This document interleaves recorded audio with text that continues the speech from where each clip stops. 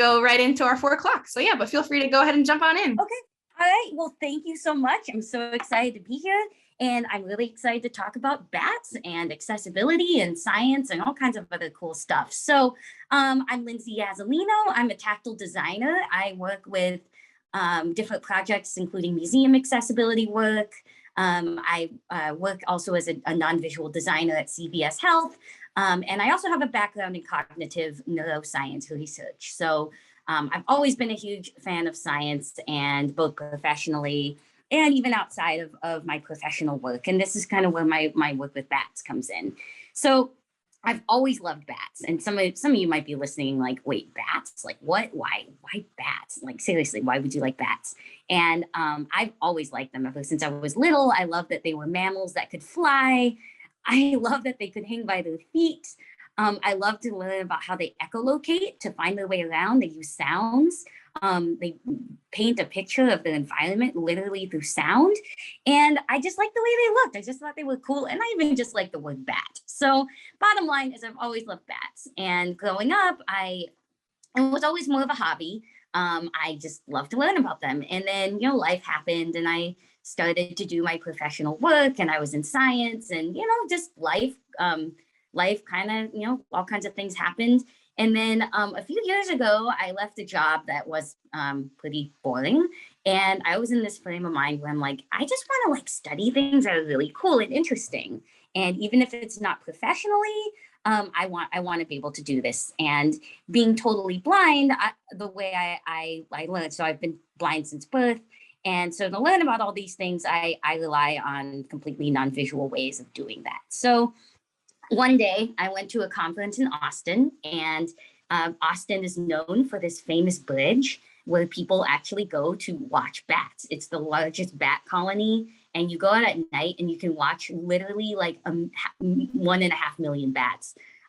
Maybe less than that because a lot of them are baby bats that might not fly yet, but around that number of bats will come out, and it's this whole spectacle, and people love to come do this. So that inspired me. I went, I'm like, I've got to learn about bats. I've got to do this. So how can I do this? How can I get involved in a subject to study something that is not something I'm not in school. So there's no, disability student services where I can just go and ask for tactile graphics or tactile models. No, I need to figure out how to do this in a way that's going to be meaningful to me. And also where I can find ways of learning about this thing that I love so much not without vision, but just with my other senses. So I started this and I'm like, okay, how do I do this? So I looked up, I went to Boston where I live. And by the way, as I'm telling this to you, this part of this is like, oh, I think bats are cool.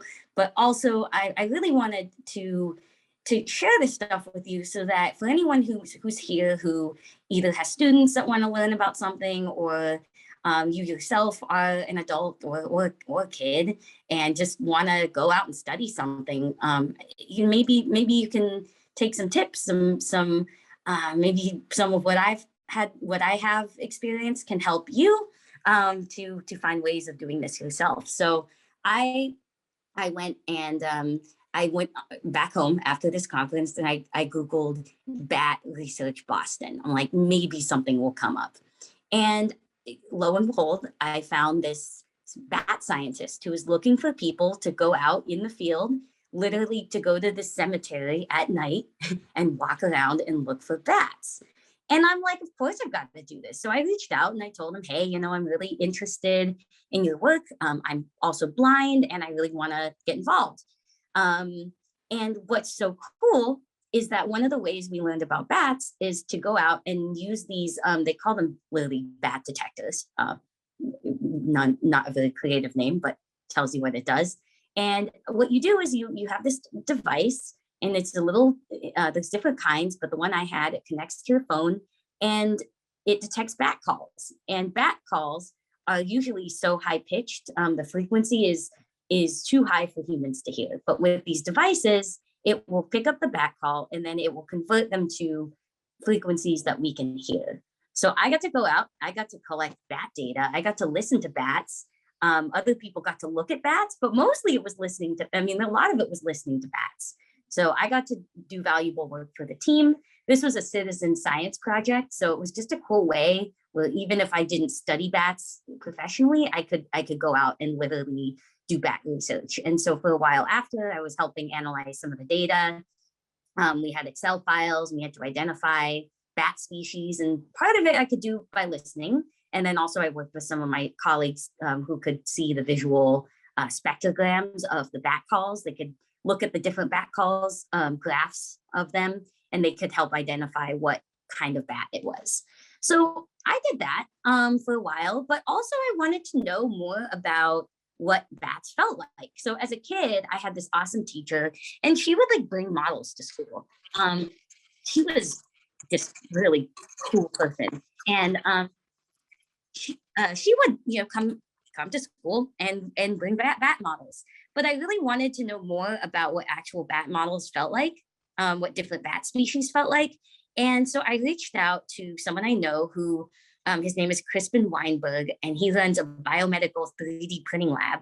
And he actually makes 3D printed models for doctors and medical professionals, but he also likes to work with artists and other people who need tactile models.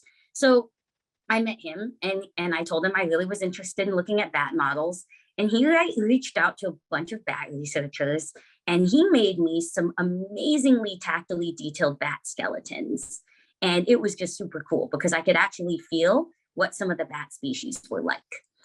So that was one cool way. Another way I got to touch tactile models was I worked with a company, Touch Graphics, and Steve Landau, who runs a company, he helped me to, he knew I was interested in bats. And we've been working on this tablet where you have a picture, a tactile image, a tactile raised line drawing, and you put it on this tablet, and it turns into it becomes a talking graphic, because you can touch, in this case, different parts of the bat graphic, and it would tell you about the different parts of the bat. And in this case, we had a vampire bat. So there are ways to be able to get these 3D printed models, these 3D models. And eventually this past summer, so I always wanted to go back to Austin and literally take a full-on bat tour. Because, it's one thing to feel tactile models, but it's another thing to actually check out bats firsthand, so to speak. So I went there, and I went and met this famous bat scientist. His name is Merlin Tuttle, which is an awesome name for a bat scientist. But I went to his 80th birthday party. I literally came dressed in a bat costume, which was just a lot of fun. I got to do a lot of other bat. I got to go to we went to the bridge, and I got to hear the bats and smell the bats, the bat guano, the bat poop. But hey, you know what? It's part of experiencing bats. And then I also got to go to this cave, Blackened Bat Cave in San Antonio, which has 20 million bats. And I got to hear all the bats flying out for the night. And I got to hear them all fly back in. I reached out to these organizations and set up these tours. And then also I got to go to this bat refuge. It was run by this amazing couple out of the house, and they were super nice. And I actually got to pet real live bats, and I got to pet different kinds of bats. I got to feel the differences. Like some have their tails are different. Some have a free tail, which just kind of hangs out, and others have a tail that's connected to the wing membrane. So I got to feel the differences, and I just got to really satisfy my lifelong dream of knowing what a bat feels like. So I can plan to continue doing this more. I want to get my own 3D printer and be able to print out models of different kinds of bat species, so I know what they're like, the differences, the tactile differences. I'd like to keep going back to Texas and other places and check out real bats. And I've met some really cool people who actually want to help me out with some of this stuff in the future, who also are bat enthusiasts. So even, regardless of whether you're interested in bats or it might be something else, it might be like some other cool animal. It might be, it could be anything really. And you want to be able to explore it non-visually. I just want to encourage you that it can really be done. There's ways of doing this. You don't have to be tied to a school. And I think that there's such a need now for us, even whether we're studying science professionally or not, or whether we're just interested in something, to really connect with more people. Thank you. Yeah, more people to help us with, with different skills where we can explore something just for the fun of it, and not just because, oh, you have to you study it for this class or to do your work. So thank you so much. Good luck in pursuing all your passions. Thank you so much, Lindsay. Thank you so much for being here and sharing that with us.